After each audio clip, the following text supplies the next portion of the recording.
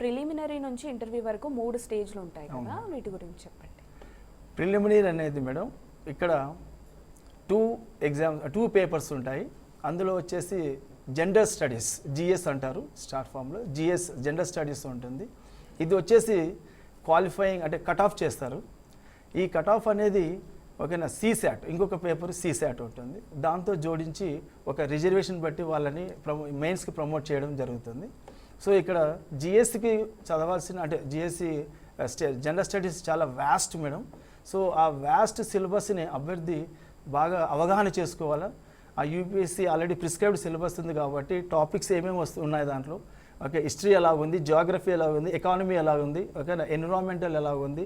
Okay, ఈ prelims ఏం చేస్తుందంటే అభ్యర్థి నుంచి ఫ్యాక్చువల్ ఓరియంటెడ్ ఓకేనా అండ్ ఆల్సో అనలిటికల్ స్కిల్స్ని బయటికి తీసుకుంటుంది. అలాగే సీశాట్ పేపర్ ఉంటుంది మేడం. సీశాట్ ఏమంటే సివిల్ సర్వీసెస్ యాప్టిట్యూడ్ టెస్ట్. ఇది వచ్చేసి మనకి అభ్యర్థికి రెండో పేపర్గా ఉంటుంది. ఇక్కడ 200 మార్క్స్ ఉంటాయి, అంటే 80 క్వశ్చన్స్ ఉంటాయి. ఈ 80 క్వశ్చన్స్ కూడా నెగిటివ్ మార్క్స్ ఉంటాయి, 2.5 ఓకేనా ఉంటాయి. ఇందులో అభ్యర్థి అంటే సివిల్ ఆస్పిరెంట్ 33% స్కోర్ వస్తే మాత్రం అబ్బాయి క్లియర్ అయిపోతుంది. కానీ జిఎస్ మెయిన్ అంటే పేపర్ 1 జిఎస్ 1 చాలా important, prominent, it's very important. అక్కడి నుంచే అబ్బాయిని కట్అఫ్ చేసి దీనికి రెండింటిని తీసుకొని అబ్బాయిని మెయిన్స్కి ఎలిజిబిలిటీ చేస్తారు. మెయిన్స్లో ఇక్కడికి వచ్చేళ్ళకి అభ్యర్థి బాగా గమనించాల్సిందంటే ప్రిలిమ్స్కి, మెయిన్స్కి, ఇంటర్వ్యూకి సో టైం అనేది చాలా ప్రామినెంట్. సో అభ్యర్థికి టైం మేనేజర్ స్కిల్స్ లేకపోతే మాత్రం సిలబస్లో వెనకబడిపోతాడు.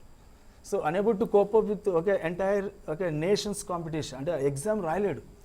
చాలా ఆ సిలబస్ని అవగాహన చేసుకోవడానికి ఇదైపోతుంది. సో ప్రిపరేషన్కి చాలా టైం పడుతుంది. కాబట్టి ప్రిలిమ్స్ అయిపోతున్న వెంటనే మెయిన్స్కి స్టార్ట్ చేశారు. మెయిన్స్లో ఏముంటాయి అనేది తెలుసుకోవాలి. దాంట్లో ఫస్ట్ వచ్చేసి మనకి టోటల్గా మనకి 9 పేపర్స్ ఉంటాయి మేడం. 9లో ఫస్ట్ వచ్చేసి నేటివ్ లాంగ్వేజ్ చూస్ చేసుకోవాలి. ఆ తర్వాత అభ్యర్థికి వచ్చేసి జనరల్ ఇంగ్లీష్ ఉంటుంది. General English these 2 papers only for qualifying చేస్తారు. క్వాలిఫైయింగ్ కోసం ఆ 2 పేపర్స్. మిగతా వచ్చేసి జనరల్ స్టడీస్లో 4 పేపర్స్ ఉంటాయి. ఒక పేపర్ 1, పేపర్ 2, పేపర్ 3, పేపర్ 4. ఆ తర్వాత ఇక్కడ మెయిన్స్లో అభ్యర్థి 2 ఆప్షనల్స్ని తీసుకోవాలి. ఇంతకుముందు గతంలో అయితే civil services and pattern mains ఎలా ఉండేదంటే ఆప్షనల్స్ ఉండేవి. ఓకే, ఒక్కొక్క ఆప్షనల్కి ఇన్ని మార్క్స్ అనేవి అలొకేట్ చేసేవాళ్ళు. 300 ఒక పేపర్ 300, జిఎస్కి ఒక 1, 2, 3 ఇలాగ 300 మళ్ళీ ఎస్ఏ పేపర్ ఇలా. సో ఇప్పుడు ఏమైపోయిందంటే మార్క్స్ కూడా రెడ్యూస్ చేసేసి జిఎస్ పేపర్స్ని పెంచారు. అంటే 4 పేపర్స్ చేశారు.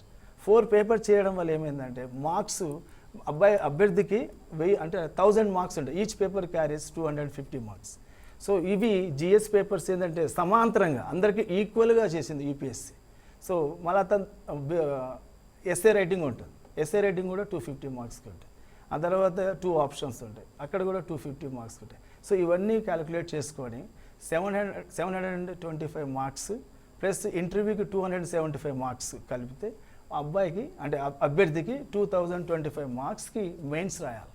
సో ఈ ప్యాటర్న్ అనేది ఎట్లుంటుందంటే అందుకోసమే దృఢ సంకల్పం ఎక్కడైనా కానీ డిస్టర్బ్ అయితే మాత్రం సివిల్ సర్వీసెస్ అనేది చాలా టఫ్ అయిపోతుంది. అభ్యర్థి రాయలేడు, ఎక్కడ కూడా కోపప్ చేసుకోలేకపోతాడు. ఎందుకంటే అందుకోసమే డిస్ట్రాక్షన్స్ అనేది ఉండకూడదు పిల్లవానికి అంటే అభ్యర్థికి.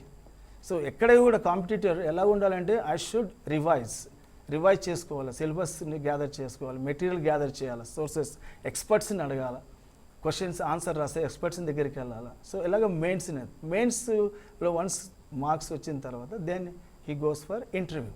సో ఇంటర్వ్యూలో వ్యక్తిత్వం గురించి బాగా తెలుసుకోవాలి. తన గురించి తను సివిల్ సర్వీసెస్ అంటే తన గురించి తాను తెలుసుకుంటున్నాడు. తనకు తెలిసిన దాన్ని పబ్లిక్కి సర్వీస్ చేయడానికి వెళ్ళిపోతాడు. సో అలాగా యూపీఎస్సీ 3 లెవెల్స్లో ఎవాల్యుయేట్ చేస్తుందండి.